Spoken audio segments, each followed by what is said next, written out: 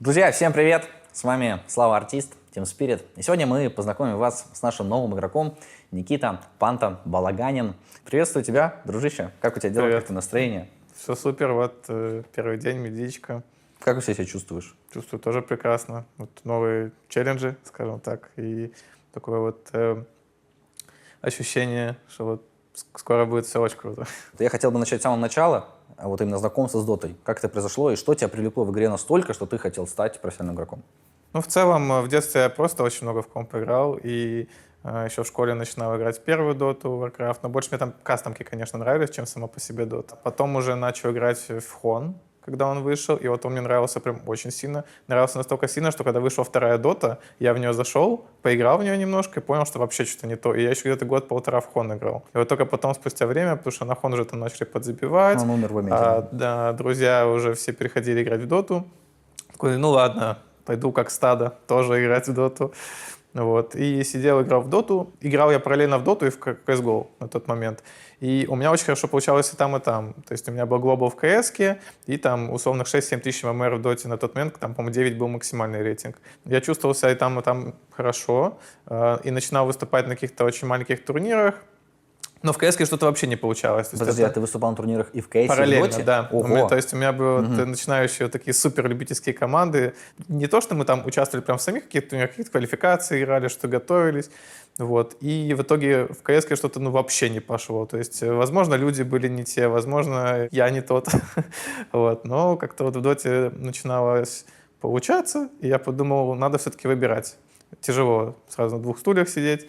Вот, и так вот начал доту То играть. есть ты мог сейчас быть в Team Spirit CS, вот если так подумать. Да, В вообще моменте. спокойно. Ну, то есть я до сих пор считаю, что я и в CS мог бы хорошо себя показать, но не сейчас уже. А сейчас в CS играешь сам вообще? В Face Нет, не в играю очень мало, очень редко, потому что я настолько много уделяю времени доте, настолько много ее играю, что я не могу в ней расслабляться, даже вот в кастомках там, или там турбо какие-то, или даже, не знаю, батлкапы какие-нибудь поиграть. То есть для меня дота уже вообще не ассоциируется с отдыхом. И в то же время, хоть я и в CS-ку уже давно не пытаюсь играть профессионально, но когда я в нее захожу, у меня врубается этот вот жесткий компетитив режим, когда я хочу победить, я не могу расслабиться, то есть я там тоже напрягаюсь, и поэтому я в CS практически вот и не играю. То есть могу иногда там, не знаю, раз в годик зайти, и все. А в соло-игры ты тоже не играешь? Играл раньше много на прохождение, но что-то в последнее время вообще как-то кайфа не приносит. То есть это ассоциация, возможно, как у девушек полный шкаф разной одежды, они такие, что там мне все не нравится. Вот у меня то же самое с играми. Я вот открываю этот вот Steam, там смотрю, что какие-то игры выходят, что-то то, что-то нет. Там, одну какую-то в годик, может, пройду, а так не особо. Смотри, обычно у всех вообще в семье, как и у меня было, наверное, у всех игроков, родители были всегда против киберспортивной карьеры. Как у тебя это было, интересно? Или вот было легко их убедить, то, что я теперь проигрок и все остальное? Как это вообще происходило, коммуникация? Ну, изначально все было очень простенько, то есть, условно, хорошо учись и делаешь, что хочешь. Я такой, хорошо. Я пытался найти вот этот идеальный баланс, где я не идеально учусь, но достаточно хорошо, чтобы меня не трогали, и при этом, чтобы я мог играть, как я хочу. Но в какой-то момент уже компьютер старенький был достаточно. Мама просто поверила вот в меня, то есть такая, у нее там были какие-то накопления, она такая, все, я все отдаю, лишь бы компьютер купить. Папа, конечно, расстроился сильно, говорит, что столько денег отдавать вот на компьютер на тот момент, и что ему это затея не нравится, но мама прям надавила. Вот. А у тебя был какой-то диалог с мамой? Или как? Ты просто сказал, мам, хочу компьютер? Я просто сказал, оно уже само там вот так вот поработало, скажем так. А ты выигрывал уже какие-то турниры? Нет. Вообще Я состав просто такой играл, был? мне просто нравилось играть, то есть я даже не помышлял о какой-то киберспортивной карьере и так далее, я просто говорил, мам, вот мне нравится играть, я хочу играть, но вот мне нужен для этого компьютер. Она такая, хорошо. А как этот переломный момент произошел, то, что ты захотел стать вот все равно проигроком? То есть ты вот играешь много, тебя зовут на ланы какие-то, да, ты их выигрываешь, не выигрываешь, ты такой, все, я вот буду проигроком. Я думаю, это было приблизительно 5 лет назад. Именно вот это осознание, щелчок в голове, что это мне нравится, я хочу этим заниматься, это то, кем я вижу себя в будущем. Я был на турнире, он был небольшой такой по призовому фонду, но прикол был в том, что мы там базировались в локации, где был трехэтажный коттедж. И у этого коттеджа было, получается, пространство такое небольшое, чилл-зона для игроков. И в этой чилл-зоне еще был бассейн. И вот я помню, что там был день между началом турнира и вот день заселения. И вот у нас был день отдыха. И вот Там был этот басик, я просто лежу на вот этом вот гамаке, я поплавал, я пью какие-то там напитки бесплатные, там безалкогольные, если Ну, что. это, конечно. Да. Осуждаем. Вот. И что-то я вот лежу, и я понимаю, вот это кайф. Хочу вот все время так, хочу вот все время ездить, вот это вот все, прочувствовать атмосферу, потому что я с ребятами там вот общаюсь. То есть я даже еще играть не начал, но вот мне сам вот даже вот эти вот внешние какие-то процессы, мне уже это все нравилось. Это все наслоилось на то, что мне просто нравится играть очень сильно в это все. И мне казалось на тот момент, и до сих пор кажется, что хорошо получается играть. Вот все это вместе скрепилось, ну такой вот пазл сложился. Я такой, да, хочу вот так. А это был турнир, что-то по типу саммита, да? Правильно я понимаю? Нет, это был турнир? Нет, это был очень Или маленький турнир, просто... Ну, я имею в виду именно сама организация по типу саммита. У вас дом, бассейн, гамаки, как вот саммит плюс-минус. Ну, можно так сказать, да. Только, насколько я помню, саммит он проходил, дом был, и играли в нем. Ну да. А у вас по-другому А немножко у нас было. отдельно был дом, и отдельно мы ехали играть. Блин, классно. Где такие турниры? Дашь мне ссылочку потом. Ладно. Ты прошел, на самом деле, довольно такой большой путь, долгий, от малоизвестных команд до Авроры, и теперь в Спиритах. Какая самая часть этого пути была сложна для тебя? И был ли момент, когда ты хотел бросить все? Наверное, бросить все, именно такого не было.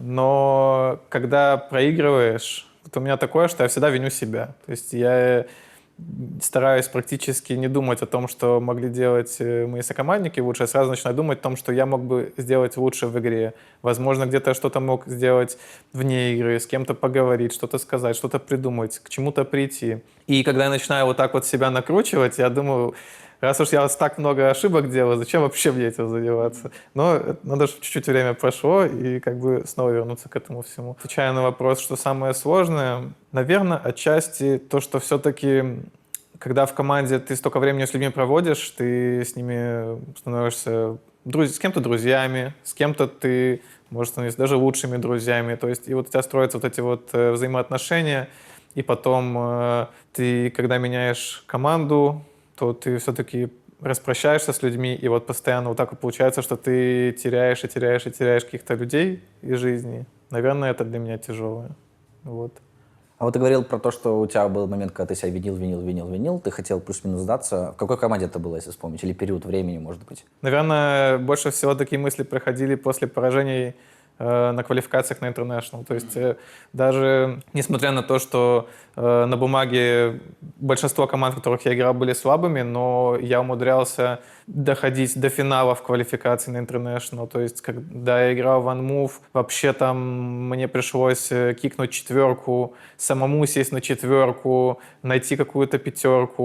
И вот это все прямо вот перед квалификацией на International. И там со всеми этими проблемами все равно умудриться дойти до гранд-финала. И, к сожалению, там в равных играх поиграть 3-0. И вот такие моменты просто... Ты вроде сделал достаточно много, но ты все равно проиграл, и все равно вот начинаешь думать о том, что видно не судьба, зачем, но нужно снова, как говорится, подниматься и двигаться А что помогло дальше. тебе не сдаться в этот момент? Может, какой-то диалог с кем-то был, или сам собой такой посидел, подумал, мне надо еще. Меня очень сильно поддерживает семья. То есть тут у меня дедушке 92 года, и он недавно научился даже пользоваться Твичом. И он типа все игры смотрит с комментаторами, чтобы вот понимать, что вообще в игре происходит. Не только счет там и перевес золота, да, а именно вот какие-то вот механики, читает там все новости, то есть про меня в частности. То есть мне не приходится больше и маме там еще рассказывать, что у меня происходит, потому что они сами знают. И я прихожу, и у меня уже как будто интервью какие-то там начинают, что ты сказал вот это вот, там, или, допустим, он там, не дай бог, там 3-летней давности интервью какое-то откопал, дату не посмотрел, видел, что я там говорю, что там у меня со здоровьем проблемы. Он такой, что это там уже случилось, давай рассказывай. То есть это действительно решает. Вот. Очень интересуются, очень поддерживают. Друзья очень сильно поддерживают. Хвастаются тем, что у них есть такой друг, как я. И потом...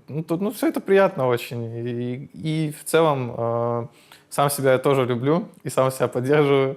Вот. Но просто иногда нужно, да, чтобы чуть-чуть время прошло, потому что время действительно лечит. Иногда даже какие-то простые, банальные, очевидные мысли, вещи, которые ты сам понимаешь, хочется услышать иногда от кого-то. Это факт, да. И снова самому же к этому прийти, хотя ты это уже знал. Вот.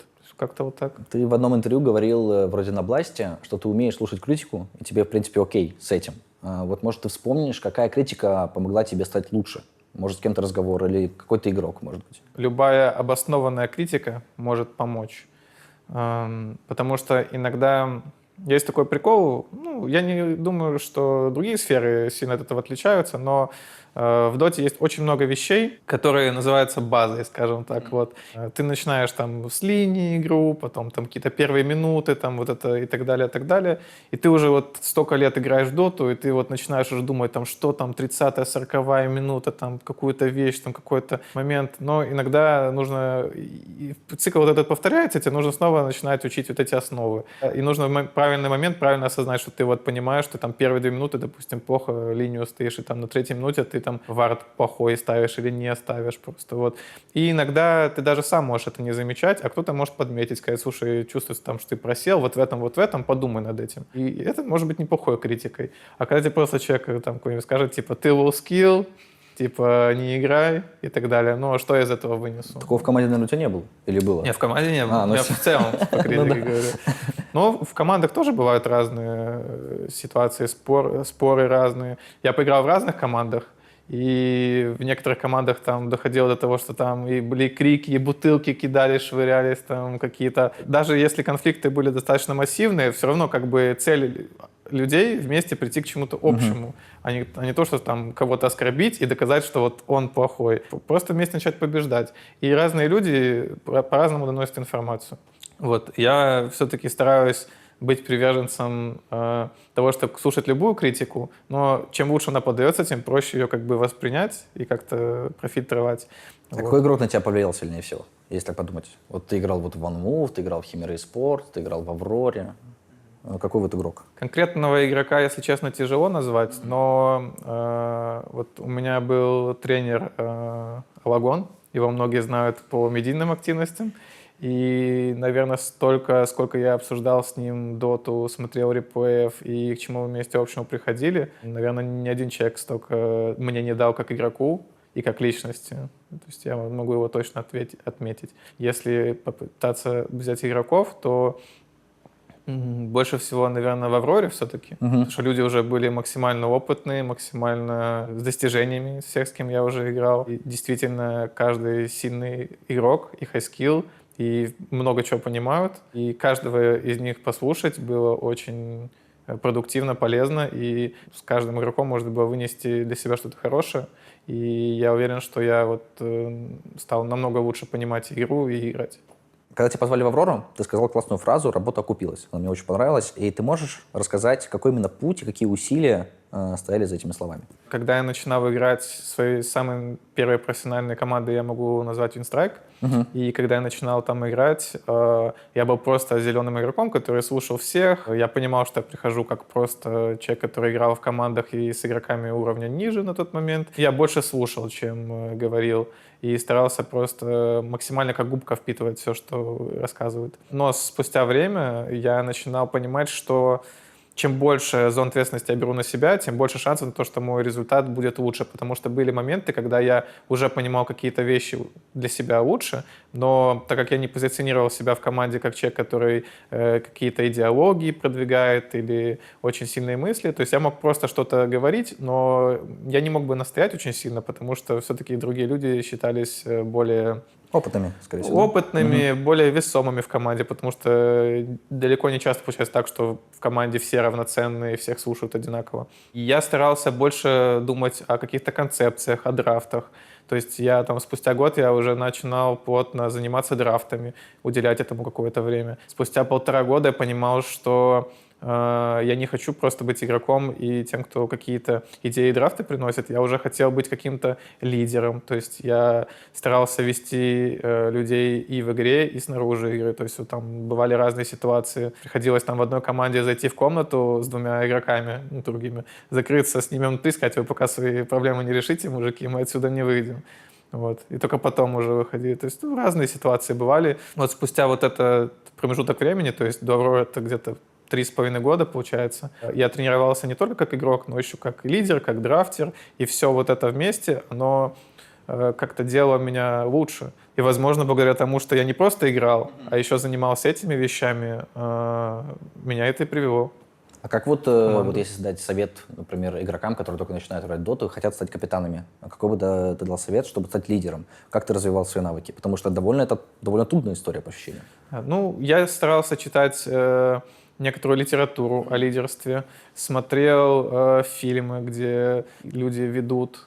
То есть, если, допустим, брать даже не сферу спорта, вот есть фильм с Орландо Блумом «Царство небесное», то есть там от простого сына кузнеца, который в итоге там, тысячные армии вел, условно. Ты задумываешься, вот как они это делают, смотришь, как они разговаривают, какие они решения принимают. Где-то заряжаешься этим, где-то мудрость у них воруешь, скажем так. Но самое главное, это, конечно же, начать и попадать в критические ситуации, потому что теорию теории, кто бы как тебе не рассказывал, как говорится, пока сам на грабли не наступишь, скорее всего, ничего не поймешь. И не факт, что даже за один раз ты сразу осознаешь. Возможно, ситуация должна несколько раз случиться, чтобы ты принял правильные выводы, сделал, и в следующий раз принял правильное решение. Вот. Поэтому советую просто, возможно, где-то смотреть, как другие люди это делают, а второе — просто начинать. Делать, Да, просто делать. Ты перешел в Spirit, и твой путь в Авроре подошел к концу. Что ты самое ценное вынес вот из Авроры именно? Может, какие-то топ-3, допустим? Первое, что я для себя вынес, что все мы просто люди. Угу. То есть, как бы, я уже и давненько играю в доту, но в любом случае, когда ты начинаешь играть в команде, где у тебя один человек выиграл 2 International, второй человек выиграл там International, люди ездили уже столько турниров, столько опыта, и ты думаешь, что, возможно, какие-то там сверхразумы, что-то такое, но ты тоже понимаешь, что такие же люди, вот просто как ты. Второе, наверное, энергетика какая-то, потому что столько страсти, столько вот желания побеждать, я вот такого вот еще не встречал. И то, что каждому турниру вот готовится как будто вот просто еще один, как будто каждый турнир — это еще один вот этот international. Просто вот это вот заряжает тебя очень сильно, и ты смотришь на людей, как они вот ко всему относятся, как разговаривают, и ты понимаешь, что неудивительно, что люди столько уже играют и столько выигрывают.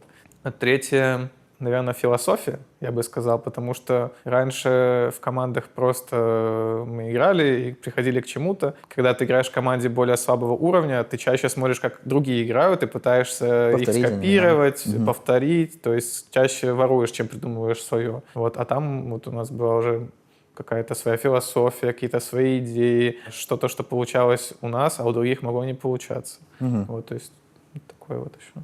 Ты вот упомянул то, что ты перешел в команду, там были уже чемпионы НТА двукратные, вот ты опять перешел в Team Spirit, тут опять же есть чемпионы НТА, то есть на тебя это не давит абсолютно, а наоборот мотивирует, правильно же понимаю? Да, в целом меня и до этого не сильно давило, скажем так, то есть давило вначале чуть-чуть, а потом уже освоился, скажем так. Когда ты увидел, как ребята ошибаются, думаешь, ну ладно, тоже люди, правильно? Вот. А сейчас я вот прихожу, и вот вообще нет никакого давления. То есть все, что от меня требуется, это просто показать, что не просто так. А расскажи вообще про переход в Team Spirit, как это произошло, и что ты чувствовал? Ничего сверхъестественного. То есть просто написали начальство Авроре. Начальство Авроре такая... Тебе? Есть, да, такая вот опция. Интересно ли тебе? Такой, ну да, в принципе, можно подумать тогда этим, да, я посижу, подумаю. Вот подумал и решил, что, в принципе, да. А как ты думал, что ты взвешивал за и против? Как это было? Или это уже личная история какая-то? Да, просто повыеживаться. А, Условно, да. Вот. Ну, на самом деле я практически сразу решил, что для меня это лучший вариант развития карьеры и событий. Вот. У меня бывали в начале карьеры ситуации, где, возможно, я мог бы поступить как-то по-человечески хуже, но перейти в какую-то команду получше. А я этого не делал. А потом я спустя время думал, ошибка это или не ошибка. А сейчас, по сути, даже и не было какого-то вот предательства или что-то такого. Просто вот сезон оканчивается, разные шафы приходят, и вот разные предложения приходили. Вот, и выбрал для себя самое лучшее. ты пришел в новую команду, и как ты строишь взаимодействие с тиммейтами? Вот, то есть, когда ты новенький, приходишь, всем привет, как это вообще происходит? Ну, я не знаю, как у всех других игроков, но для меня достаточно важно. То есть, когда все соберутся уже вместе, вся команда будет, и тренеры, игроки, и менеджер или менеджеры, если их несколько, да, в команде.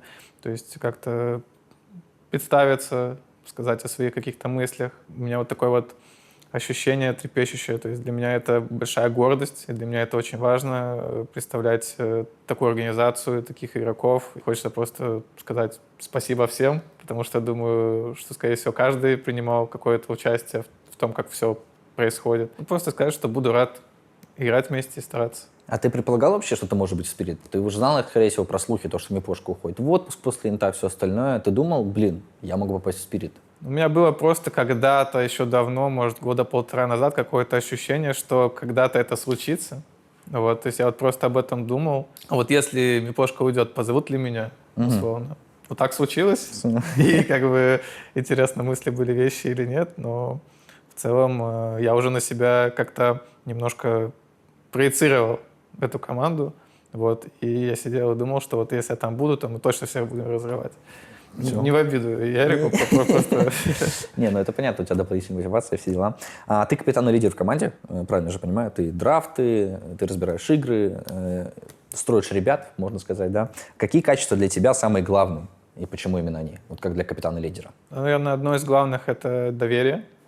То есть я не только драфчу, но еще я стараюсь придумывать стратегии. То есть я больше люблю брать героев, которые больше подходят под ситуацию, нежели чем если это просто какой-то герой, которого все берут часто в мете, который... Есть какие-то у меня даже вот сейчас идеи, с которыми еще до патча, вот сейчас патч вышел, то есть я уже какие-то вот заготовки придумал, и, может быть, посмотреть, будет получаться или нет. И несмотря на то, что конкретно в Авроре я не капитанил, то есть туда я больше приходил как просто игрок со своими мыслями. Вот. Но я думаю, для меня будет не проблема перестроиться. И все, что будет от меня требоваться, и того, что я буду сам от себя требовать, да, то все будет, думаю, хорошо. А ты же капитанил раньше в командах, я правильно понимаю? Это не твой первый опыт, поэтому я думаю, в этом плане все будет хорошо. Вот ты упомянул драфты. Ты, скорее всего, следил за нашими драфтами на последних турнирах. Огурмак, пятерка, все дела. Что бы ты поменял вообще? Что бы ты привнес в этот состав как вот новый игрок?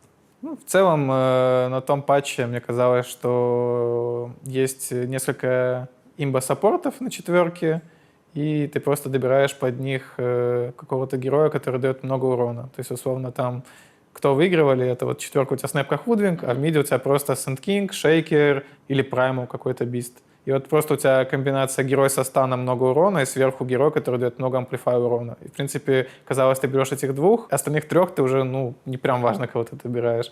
Вот, то есть, если у тебя будет эти два и какой-то керри, который хорошо заходит в игру, то ты и с Агром выиграешь, на самом деле. У вас ближайший турнир — это LAN, ФПГ, который именно LAN-турнир в Белграде. На чем вы сейчас делаете акцент на тренировках? Вот, как вы именно готовитесь к турниру? Просто притираемся друг к дружке. Вышел патч не так давно, и стараемся нащупать, какие герои остались сильными, какие есть новые из того, что появились. Вот. Ничего прям уникального, вот, но все-таки подготовка уже идет к турниру, и это самое главное. А у тебя есть какие-то новые пятерки, да, скорее всего? Ты сейчас играешь в паблике много, да? Топ-3 пятерки в этом патче. Окей, Джакира, Худвинг. Мне этот герой нравится даже на пятерке, тебя его в основном на четверку берут. Вот. У него слишком много урона и классный на линии шанс. слишком сильный, как будто, да. А еще его очень тяжело убить, что он по кустам бегает. Попробуй убей его. Вот. Ну, третий герой, пускай будет Enchantress. Во-первых, это моя сигнатурка. И мне кажется, что сколько дота не существует, сколько времени не проходит, она уникальна в своем роде. Она хорошая на линии и всегда делает эту грязь по игре. Но Ярик как будто говорил, что она выпала сильно из меты, когда ее немножко занерфили. Вот. Ярик же тоже у нас любит на инче попрыгать. Или она сейчас вернулась как будто после последнего патча? Да, в целом, вот, Дота, она все-таки циклична, и Enchantress нерфит, мне кажется, сколько Дота существует в целом. Но при этом, когда дело доходит до важных серий, гранд-финалов, каких-то квалификаций, гранд-финалов, турниров или даже вот риядов и интов, всегда вот Энчачен возвращаются. Она может вылезти, да? Да. А конкретно на Чене, я думаю, не каждый в пабе сможет и захочет играть. А Инча как-то попроще в плане микроконтроля, в плане кнопочек. Поэтому для паблика, думаю, самое... А я знаю то, что у тебя много игр на Чене довольно, да? Да. Я видел то, что ты в интервью говорил, что у тебя еще сейчас немножко фан-вопрос, чисто для меня. У тебя больше 1000 игр на PUBG. Как это вообще произошло? Почему именно пудж? И у тебя больше всего игр, скорее всего, в пабликах на нем. Как это вообще? Ну, в целом, когда я в Dota 2 начинал плотно играть, я играл очень много на пудже. И даже когда появился рейтинг, мне было неважно. То есть мне нравился этот герой, я на нем очень хорошо играл, чувствовал силу. И как-то ты вот играешь в удовольствие, ты хорошо играешь, и ты побеждаешь, как бы зачем на других героях играть. И я с кайфом играл на пудже, и у меня на нем сейчас, по-моему, 1170 игр, что-то в таком роде, рейтинговых. И винрейт, по-моему, 58, что-то такое. Что для такого количества игр, мне кажется, сильно. А как ты вообще стал пятеркой? Ты изначально стал пятеркой прямо когда пришел в доту? Или просто тебе сказали, позвали в команду, сказали, нам нужна пятерка. Ты такой, окей, буду пятеркой. Изначально вообще в миде играл. Причем у меня там пул такой странный был, насколько я помню. Я играл на мид Брюмастере, на мид Магнусе и на мид Инвокере я играл. У меня сейчас Инвокер — это вообще второй герой по количеству игр после пуджа. Наверное, там такой 48 где-то. И я вот играл, что-то играл. И вот какие-то там первые миксы начинали появляться, первые команды. У нас не было пятерки, но было очень много мидеров. И к чему я пришел? Я такой, так, ребята, давайте я играю 1 на 1. Кому я проиграю в миде, того мы берем на мид, а я на 5 сяду. А в итоге я всех выигрывал, и поэтому мы не могли собрать команду. Я всех там без шансов сносил. И в один день я сильно заболел, такой простуженный. Думаю, ну я и так выиграю. И в итоге я пошел играть с чем 1 на 1, я ему проиграл. 100% только потому, что я болел. А сколько у тебя было ММР примерно? Туда 1005, наверное, это только начало. 6 тысяч где-то было, да. Так. И он сел играть. И все такие, раз он меня смог победить, значит, он хорошо играет. Потом я выздоровел, мы начали играть, и что-то вот вообще не клеилось. Вот он просто очень плохо играл. Но я начал играть на пятерке, поиграл какое-то время, подумал, а что-то вот мне нравится, да, что-то вот поприкольнее как будто даже. И так вот и остался на пятерочке. А чем для тебя игра отличается на пятерке и на миде? Ну, мид — это больше такой какой-то, как вот аниме-эгоиста, какой-то 1 на 1, постоянно какой-то экшен с первой секунды у тебя. И ты больше думаешь о том, как фармить. То есть ты очень много времени уделяешь фарму. Далеко не все, кто играют в миде, стремятся к тому, чтобы играть активно. То есть ты там стоишь, качаешься, просто там бегаешь. Какая-то, размеренная игра. А на пятерке у тебя очень много пространства. То есть вот ты можешь и на линии ты можешь что-то делать. Плюс ты еще должен думать о вардах. Плюс появился в какой-то момент портал, ты сейчас можешь по порталам бегать, можешь просто телепортироваться. На пятерке у тебя просто каждую минуту экшен сейчас какой-то. Ты либо стакнешь, либо у тебя там руна воды какая-то, либо лотос уже там, либо снова руна воды там, либо там еще стаки сделать. Начинается ночь, под ночь уже какой-то экшен может быть. Там то четверка там вражеская там к тебе придет через гейт, то твоя к тебе тэпнется. То есть вот постоянно экшен, это вот прикольно. И тебе понравилось это больше просто, Ну да, да? мид вот стоит 5 минут, что-то там крипов побил, Пошел там стаки мне сделали стаки. На промеле просто зафармил, все, побежал Вот, дальше. да. То есть уже как будто прошло время, когда пятерка — это был просто какой-то мужик, который тебе Водонос. 3 фласки купит тебе просто, да, и спасибо большое, давай там это. Надеюсь, сапог 20-й купишь. Вот. Сейчас больше денег у саппортов. Да, и денег больше, и пространства больше, и опций много. То есть стала достаточно креативная роль. Это становилось со временем, и со временем вот нравилось играть все больше и больше. Ты вот сказал, что ты любишь изобретать, я так понимаю, на пятерках ты тоже любишь изобретать. Ты вот не повторяешь же другими командами, ты пытаешься придумать свои драфты. Как у тебя это происходит вообще? Как процесс этот запущен? Ты это с тренером делаешь, один просто сидишь. Иногда и повторять приходится, то есть Конечно, уже из крайности в крайность не будем ходить, но и внедрять что-то, придумывать свое тоже очень нравится, потому что иногда, вот, допустим, выходит какой-то патч, и ты можешь что-то заметить, люди какие-то могут попробовать, и, допустим, кто-то что-то сделал, и вот видно идея, но они проиграли с этим, и они забили на это, а ты такой думаешь, так нормально же было, допустим, и ты как-то вот немножко подсматриваешь и под себя меняешь. Где-то ты можешь сам до чего-то дойти, потому что действительно, даже несмотря на то, что патчи выходят не так часто, но все равно за один патч проходит там 3-4 турнира, к каждому турниру все равно что-то меняется, каждый раз какой-то новый герой найдется, там какой-то герой выпадет, какая-то, может быть, сборка прикольная появится. То есть все равно люди умудряются от турнира к турниру каждый раз находить что-то новое. Так почему бы не быть тем, кто это находит? Ну, тоже. Ну, как доминаторы появились, например, да, на ИТ. Их же не было до этого. И сейчас вот вышел патч очень недавно. Что ты думаешь насчет этого патча? Кого бы ты хотел забафать или, наоборот, занерфить? Или предмет, может быть, какой-то? Там доминатор, да, я слышал. Немножко понерфили, чуть-чуть неприятно стало. Что ты думаешь вообще на вот эту тему? Ну, вообще вот в этом прикол таких вот патчей, что вроде смотришь, и какие-то минорные изменения героев, минорные изменения предметов, и все такие, да, ничего не поменялось. Ну, буквенно, а потом да. вот проходят 2-3 недельки, и в итоге почти все меняется. Поэтому, на самом деле, это важное обновление, которое сильно поменяет и доминаторы, и все вот это.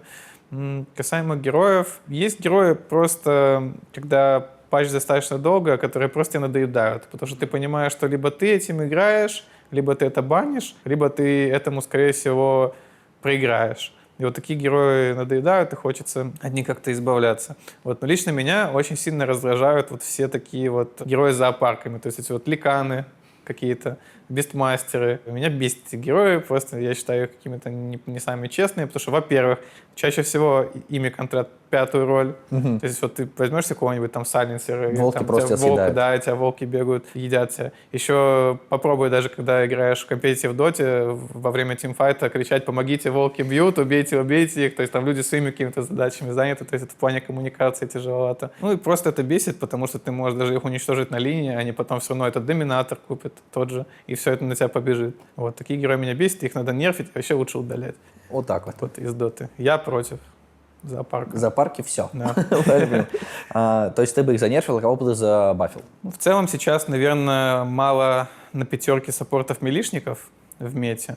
То есть хотелось бы возвращения того же какого-то Тринта, Аграх, чтобы еще побольше апнули, чтобы ты его пиково побеждал, может быть, Клокверка какого-то. То есть вот просто, если вот так посмотреть на профессиональные игры, то просто практически нет вот этих героев на пятой позиции. Хочется вот их возвращения. Окей, передам. Спасибо. Все сделают.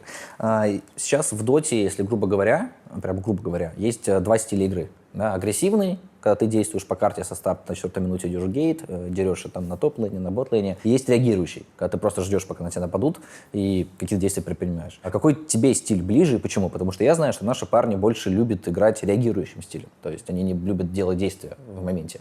Вот что для тебя ближе? И какой стиль, может быть, по твоему мнению, лучше?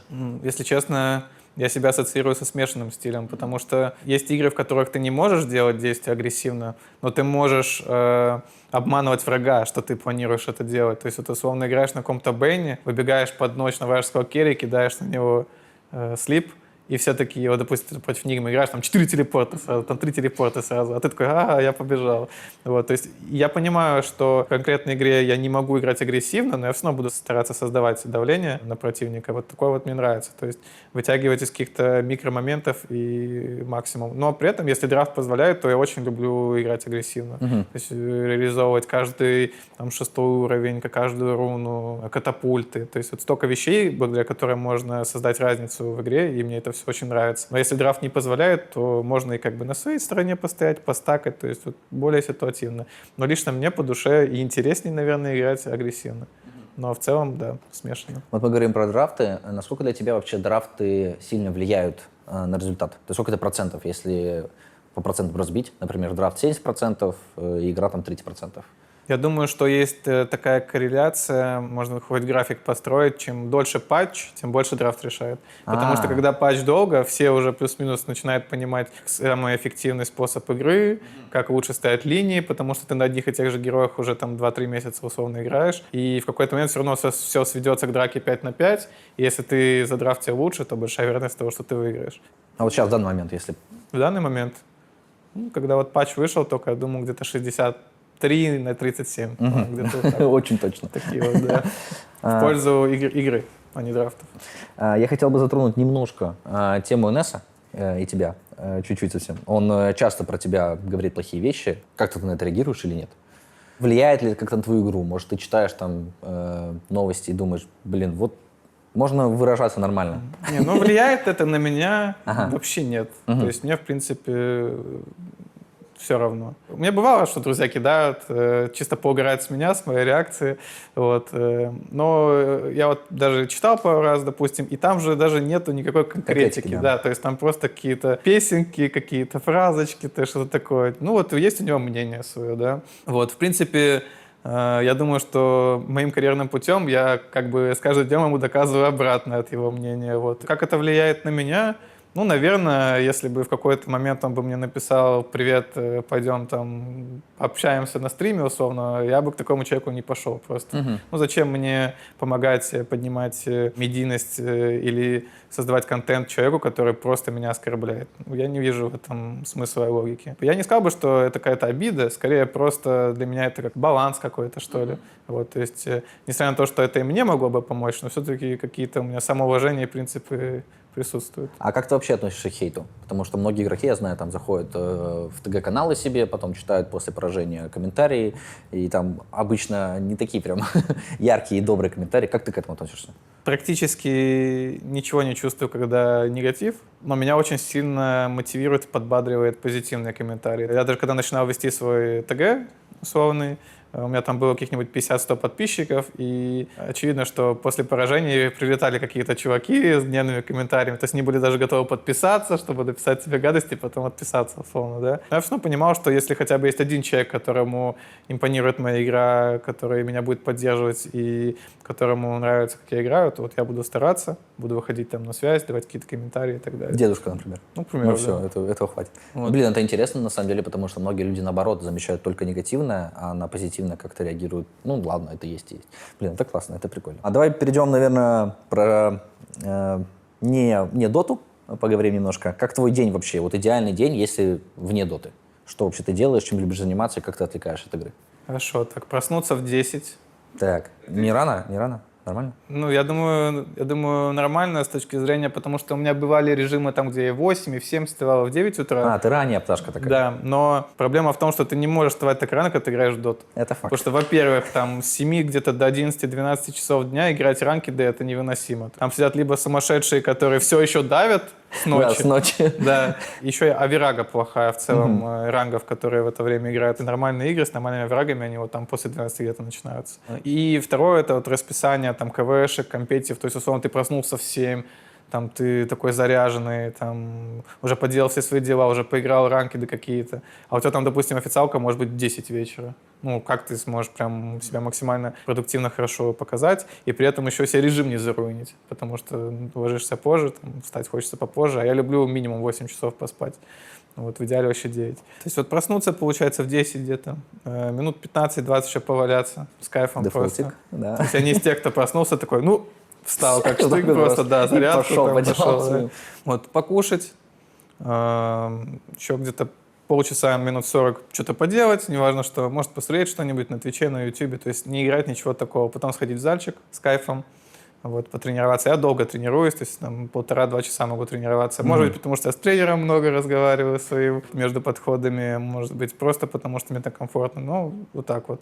То есть там принять душик, и потом вернуться домой, поесть, и потом уже можно играть в доту хоть целый день. То есть сначала ты играешь паблик какой-то разминочный, потом КВшки играешь, потом ты смотришь их, потом, если есть официалка, играешь официалку, если нет, можно немножко зачилиться, и потом еще паблики поиграть. То есть в целом для меня это сейчас вот идеальный день. А если доты вообще нет? Тебе сказали, все, сегодня выходной, Корбан тебе говорит, ты сегодня не играешь в доту, надо отдохнуть. Вот что бы ты делал? Тогда, если это мой идеальный выходной без доты, Да. тогда я вообще не запускаю компьютер. Во, да. Да. В целом я пришел к тому, что когда у меня отдых, мне хочется спустя какое-то время играть, но лучше вообще не играть, потому что, ну, во-первых, я так могу больше провести времени с близкими, там, с друзьями, с семьей. Во-вторых, я сейчас стараюсь для себя пробовать что-то новое. То есть последнего вот я пробовал играть в падл.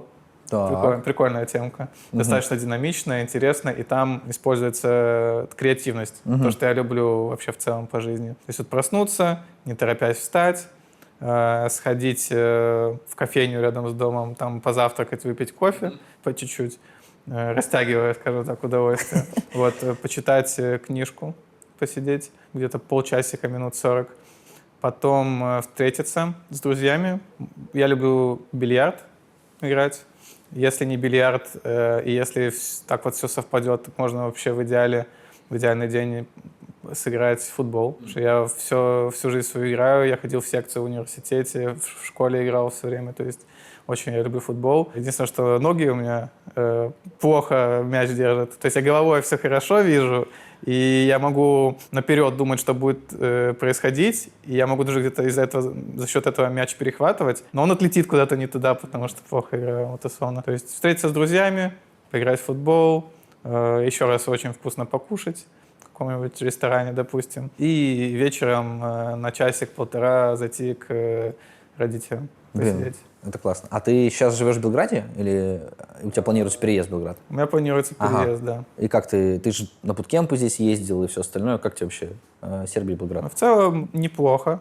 Хотя все-таки я вот жил почти все время в Минске, и мне Минск очень нравится, то есть я вот много где уже был, но для меня это топ-1 город. Но я все равно думаю, что в Белграде тоже хорошо. Но ты, получается, уезжаешь от семьи. Ты Да, от да. семьи не переезжал, и как Нет. тебе это? То есть я вот максимум мог уезжать там на 1,5-2 месяца Вот. где-то и все равно возвращаться потом. А сейчас я вот не знаю, когда вернусь в следующий раз, скорее всего, на Новый год только. И как-то чувствовалось это вот уже по-особому. То есть вот уже и квартира будет тут, и приезжать буду реже. А разница в том, что когда я раньше уезжал на турнир, родители всегда знали, что я вот вернусь. А сейчас непонятно, когда ты вернешься. И было тяжеловато им. Ну, мне тоже было тяжеловато на самом деле. У меня вот за пару дней вот до прилета сюда вот бывало в моменте такое ощущение, когда один оставался, что вот что-то вот прям вот тяжеловато. Но я думаю, со временем Я думаю, ты стерпится. тут найдешь друзей, Да. и у тебя все будет хорошо. Надеюсь. Я твой теперь лучший Спасибо. друг. Вот. И последний вопрос. Что бы ты хотел, чтобы зрители знали именно о Никите, а не о Панта? Вот хороший вопрос, на самом деле. Философия. Да. Немножко добавил в наше интервью чуть-чуть. Наверное, что очень открытый и дружелюбный. То есть у меня часто такое бывало, что какие-то люди ко мне подходили сфотографироваться или еще что-то, а я там и с удовольствием там познакомлюсь, поздороваюсь, и там фотографию сделаем, и какой-то small talk такой вот. И часто люди говорят такие вот, там, такой вот общительный, такой вот приятный, там, неожиданно. Ну, может, потому что люди сами привыкли, что дотеры... Закрытые очень в себе люди, да. Да, да. А я и университет очно окончил, и в целом очень много друзей у меня из реальной жизни. И я считаю себя очень таким человеком социальным, даже экстравертом скорее. Такой вот факт. А ты таким всегда был? Я слышал, что театральная студия многим помогает, я не знаю. Вот что тебе помогло стать экстравертом именно? Потому что дотеры, вот действительно, если посмотреть на наш состав, они тоже очень закрытые в себе ходят просто в своих мыслях. Как у тебя это произошло? Наверное, просто из-за социализации. Вот то, что вот я постоянно был в обществе. То есть и школа, и университет. Несмотря на то, что я и один с кайфом время провожу, но и в обществе тоже мне по кайфу. Супер, Блиц. Отвечаешь быстро, не Погнали. задумываясь. Поехали. Твой любимый герой в доте, кроме Пуджа? Оракул. Герой, которого никогда не возьмешь. Кес. Самая запоминающаяся победа в карьере? Против Team Spirit, когда играл за Химеру на Dream League. Помню это, да? Самое обидное поражение, которое до сих пор помнишь? На Рияде последним. Ну и, в принципе, моим первым. Если бы можно было добавить один предмет или механику в игру, что бы это было? Допустим, один раз в игре ты можешь поменять день на ночь, и от этого все будет меняться. То есть каждый Допустим, игрок. Рошан побежит, там, допустим. Мгм. Ну, как Как Night Stalker, плюс-минус. Ну да, да. Все. Если бы не дота, чем бы ты занимался? Я бы стал массажистом. Ладно. Любимая цитата или фраза, которая помогает сохранять мотивацию? Почему не ты? Самый важный урок, который ты вынес из своей карьеры и жизни? Думаю, что коммуникация — это главное. Супер, спасибо большое, Никита, тебе. Ребят, вам спасибо за просмотр. Ставьте лайки, пишите ваши комментарии. До скорых встреч. Тебе спасибо, что позвал. Спасибо. Было приятно. Да, тоже приятно было познакомиться.